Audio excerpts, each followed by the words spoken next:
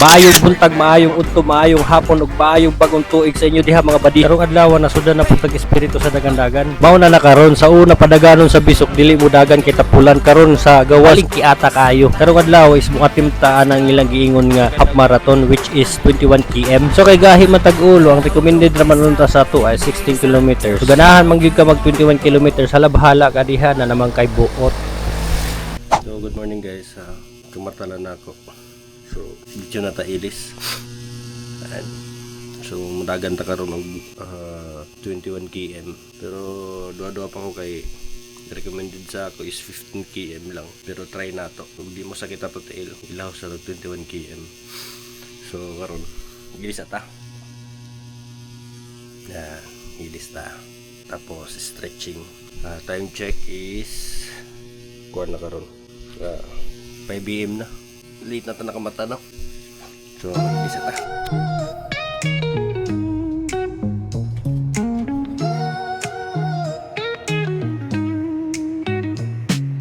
Concrete dreams where the neon glows. Every block tells a tale the whole city knows. Rhythms in the shadows where the cold wind blows. Life's a gamble on these streets, anything goes. Boom bap echoes through the alleys at night. Soulful samples lift the darkness to light. Beat kicks pound like a heartbeat fight. Tabulilid ito, tabulilid. These gritty vibes keep my Happy na tamag. story in sight. 5 km. Graffiti on the walls paint the struggle and climb. The clock keeps spinning but I'm owning the time. Happy na 6. 7 km. Turning point na to, squad. 8 km. Di na ito ilaos kay pasig pa injury ta. 7 km. So nata sa Liloan guys. Yan. Liloan Ormoc City. Okay. 7.77. Turning point is 8 km. Okay, let's go.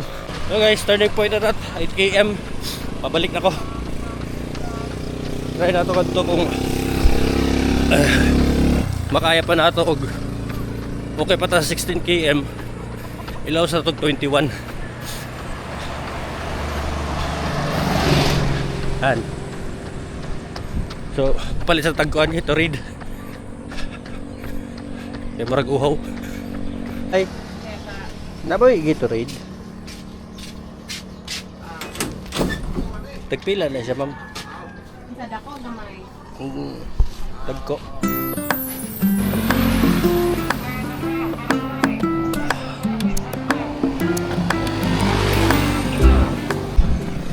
Ten km. Going to 11. So far so good. 11 km.